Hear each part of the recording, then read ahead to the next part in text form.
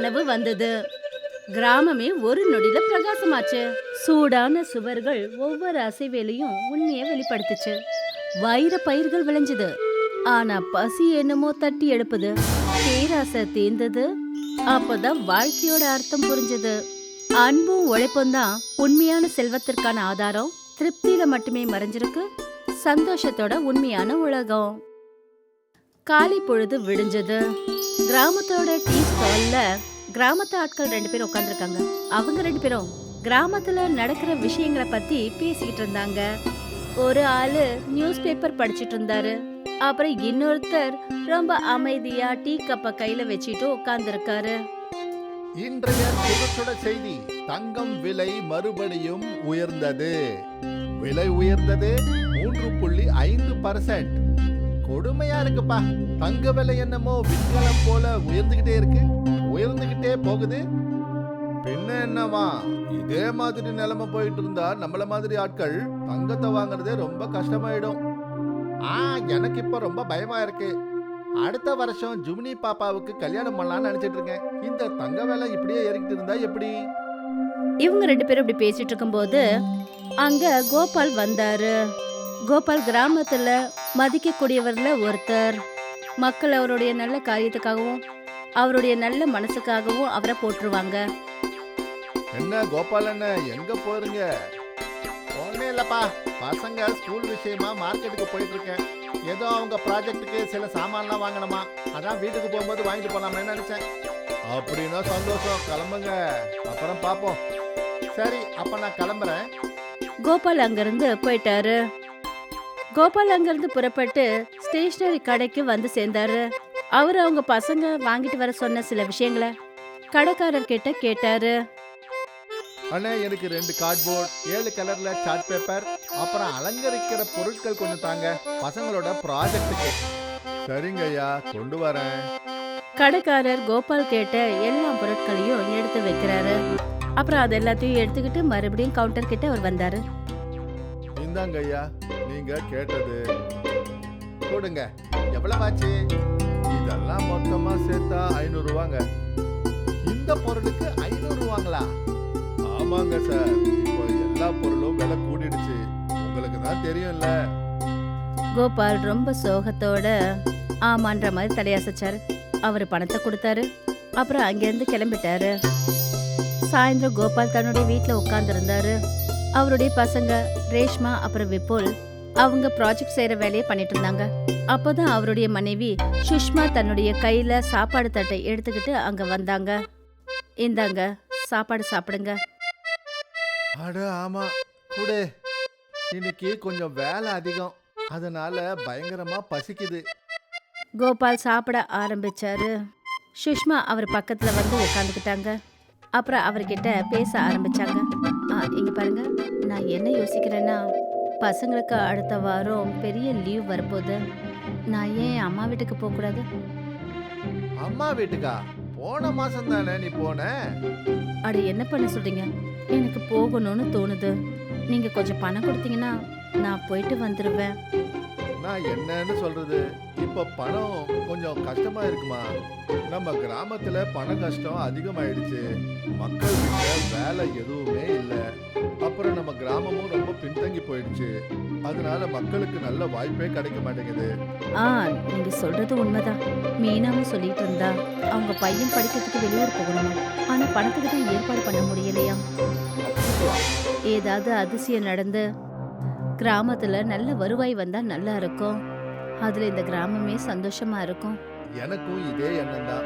சுஷ்மா ஆமான்னு தலையை அசைச்சா. 2 பேரும் அமைதியா உட்கார்ந்து இருந்தாங்க. அப்புறம் அந்த விஷயத்த வச்சு யோசிச்சுட்டு இருந்தாங்க. ராத்திரி கோபாலும் சுஷ்மாவும் பெட்ல தூங்கிக்கிட்டு இருக்காங்க. அப்பதான் ஜன்னல் வழியா வெளிச்சம் ஒண்ணு வந்தது. ஆனா கோபாலும் சுஷ்மாவும் ஆழ்ந்த தூக்கத்துல இருந்தாங்க. அதனால இந்த விஷயம் அவங்களுக்கு தெரியல. காலங்காத்தால ஜனங்க எல்லாரும் கோபாலோட வீட்டு வாசல்ல இருந்தாங்க.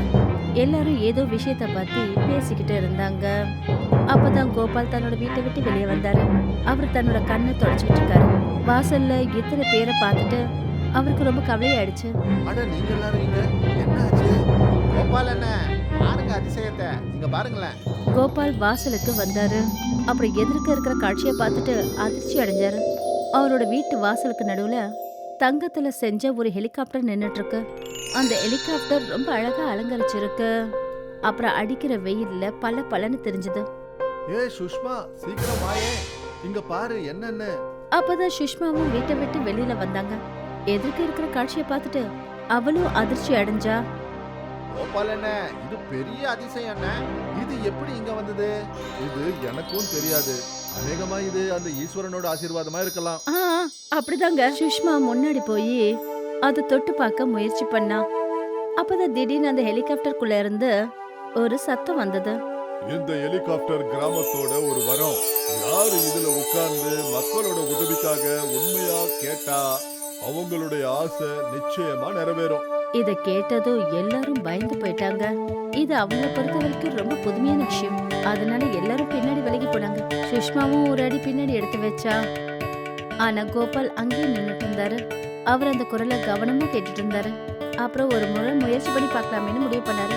அவர் மெல்ல மெல்ல ஹெலிகாப்டர் கிட்ட வந்தாரு. அப்புறம் அதோட கதவை திறக்கிறதுக்கு முயற்சி பண்ணாரு.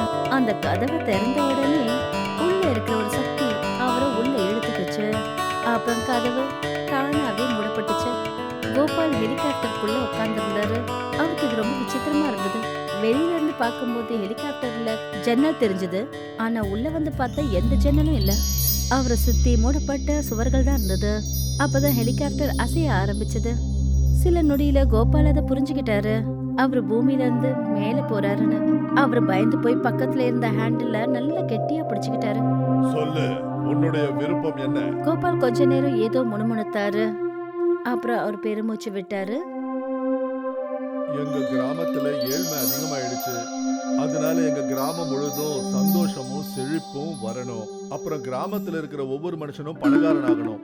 ஹெலிகாப்டர் கொஞ்ச நேரம் வரைக்கும் அசைஞ்சுக்கிட்டு இருந்தது. அப்புறம் கோபால் அந்த ஹேண்ட்ல இன்னும் கெட்டியா பிடிச்சுக்கிட்டாரு.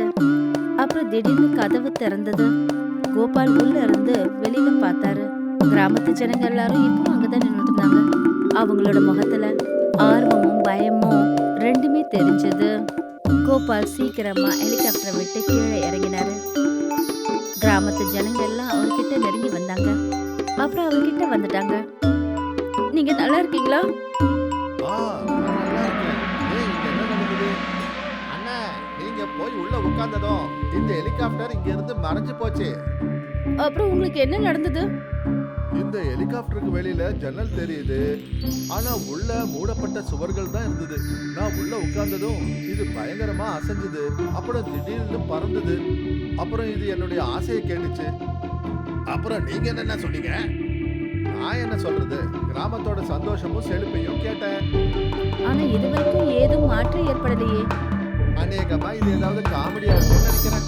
இதை விடுங்க, நாம எல்லாரும் அவங்க வீட்டுக்கு போவோம். அப்பதான் கிராமத்துல ஒருத்தர் கவனத்தை செலுத்தினாரு. ஹெலிகாப்டர் தானாவே மறைஞ்சு போச்சு. ஆனா இன்னும் ஏதோ விசித்திரமா நடந்துட்டு இருக்கு. கிராம வீடுகள்லாம் மெல்ல மெல்ல தங்கமா மாறுது. ஐயோ அண்ணே, நாம இங்க என்ன பாக்குறோம்? என்னாச்சு அண்ணே, இங்க பாருங்க. கோபாலும் சுஷ்மாவும் மத்த கிராமத்து ஜனங்களோட சேர்ந்து பார்த்தாங்க. எதிர்க்க இருக்க காட்சியை பார்த்ததும் அவங்க ரெண்டு பேரும் அப்படியே அதிர்ந்து போனாங்க. ஒவ்வொன்னா கிராமத்துல இருக்கிற வீடுகள் எல்லாமே தங்கமா மாற ஆரம்பிக்குது. கிராம ஜனங்க எல்லாரும் அவங்கவுங்க வீட்டுக்கு திரும்பி போனாங்க. வீட்டுக்கு போனதும் அவங்க எல்லாம் அதிர்ச்சி அடைஞ்சாங்க. அவங்க வீட்டு சுவர்கள் எல்லாம் தங்க சுவர்களா மாறி போயிருந்தது. யாருக்குமே எதுவும் புரியல இது எப்படி நடந்ததுன்னு. ஆனா கேள்வி கேட்கறதுக்கு பதிலா இது கடவுளோட ஆசீர்வாதமா அவங்க நினைச்சுக்கிட்டாங்க. மெல்ல மெல்ல எல்லாரும் சுவத்துல இருந்த மெலிசான பகுதியை உடைச்சு தங்கத்தை எடுக்க ஆரம்பிச்சாங்க.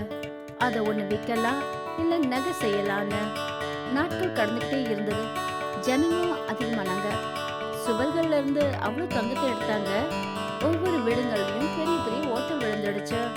சில பேர் வேலைக்கு போறதுக்கே விட்டுட்டாங்க.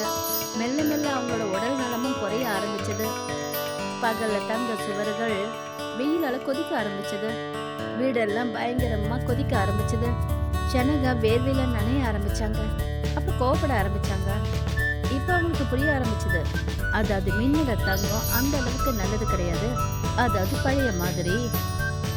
அப்புறம் ஒரு நாள் கிராமத்து ஜனங்க எல்லாரும் சேர்ந்து அங்க ஒண்ணு கூடினாங்க. கோபால அவங்க கூட நின்னுட்டு இருந்தாரு.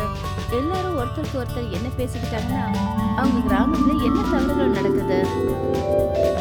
கோபாலண்ணே, நீங்க ஆசைப்பட்டது எல்லாமே நிறைவேறிடுச்சு.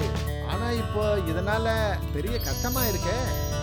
ஆமா ஆமா, பின்ன என்னவா, வீட்டு செவர்கள்ல ஓட்டை, உடம்புல வேர்வை, அப்புறம் வேலை செய்யாம இருக்கிறதுனால உடம்புல பாதிப்பு. ஏன் உங்களால இதுக்கு எதுவும் செய்ய முடியாதா? நான் என்ன பண்ண முடியும்? நான் நம்ம கிராமத்து ஜனங்க நல்லதுக்காக தான் கேட்டேன். அப்புறம் அதுவும் நடந்துருச்சு. நாம இந்த பிரச்சனைக்கு ஏதாவது ஒரு தீர்வை காணணும். இல்லைன்னா நம்ம எல்லாருடைய நிலைமை மோசமாயிடும். கோபால் ரொம்ப அமைதியா ஆமான்னு தலையை அசைச்சாரு. வீட்டுக்கு திரும்பி போகும்போது கோபால் பார்த்தாரு, அதே தங்க ஹெலிகாப்டர் மறுபடியும் அவரோட வீட்டு வாசல்ல நின்னுட்டு இருந்தது. இத பார்த்ததும் அவர் ரொம்ப வேகமா அவங்க வீட்டுக்கிட்ட ஓடினாரு.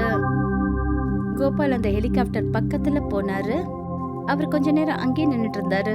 ஒரு லேசான குழப்பத்தோட அந்த கதவை திறந்தாரு. மறுபடியும் அதே மாதிரி நடந்தது. ஒரு தெரியாத சக்தி அவரை உள்ள இழுத்துக்குச்சு. உள்ள இப்பவும் மூடப்பட்ட சுவர்கள் தான் இருந்தது. ஹெலிகாப்டர் மறுபடியும் அசைய ஆரம்பிச்சது. கோபால் அமைதியா உள்ள உட்கார்ந்திருந்தாரு. அப்புறம் ஹேண்டில பிடிச்சிட்டு இருந்தாரு. சொல்லு, உன்னுடைய ஆசை என்ன? எங்க வீடு தங்கமா மாறக்கூடாது. இல்ல ஒரு நிமிஷம், எங்க எல்லாருடைய வீடும் பழைய மாதிரியே மாறிடணும். ஆனா எங்க வயல்ல பயிருக்கு பதிலா வைரங்கள் விளையணும். ஹெலிகாப்டர் மறுபடியும் அசைஞ்சது. கொஞ்ச நேரத்துக்கு அப்புறமா அமைதியாயிடுச்சு.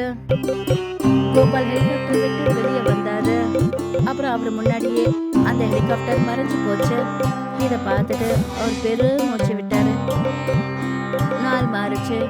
இப்ப கிராமத்து ஜனங்க அவங்க வயல்ல வைரங்களை விளைக்க ஆரம்பிச்சாங்க.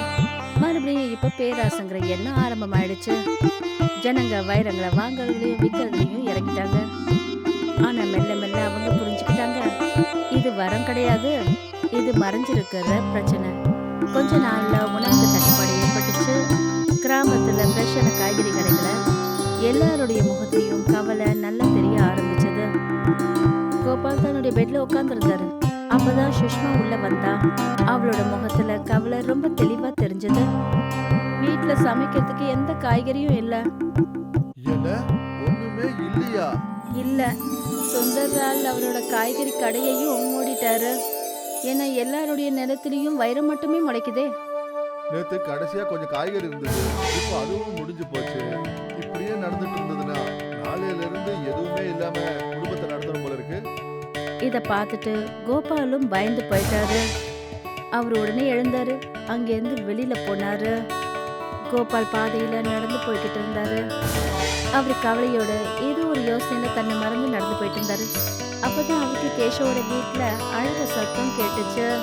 இத கேட்டதும் கோபால் உடனே அவருடைய வீட்டுக்கு ஓடினாரு. கோபால் அங்க இருந்து கேஷவோட வீட்டுக்கு ஓடினாரு. அவர் பார்த்தாரு, கேஷவ் படுக்கை கிட்ட நின்னுட்டு அழுதுட்டு இருந்தாரு. படுக்கையில அவருடைய அம்மா உடம்பு சரியில்லாம படுத்திருந்தாங்க. என்னாச்சு கேஷவ், எல்லாம் சரிதானே? அட என்னன்னு சொல்றது என்ன? அம்மாவோட உடம்பு சரியில்லை. டாக்டர் ஃப்ரெஷ்ஷான காய்கறி சூப்பு கொடுக்க சொல்லி சொன்னாரு. ஆனா கிராமத்துல தான் காய்கறிகளே இல்லையே. இப்போ எங்க அம்மா எப்படி குணமாவாங்க சொல்லுங்க?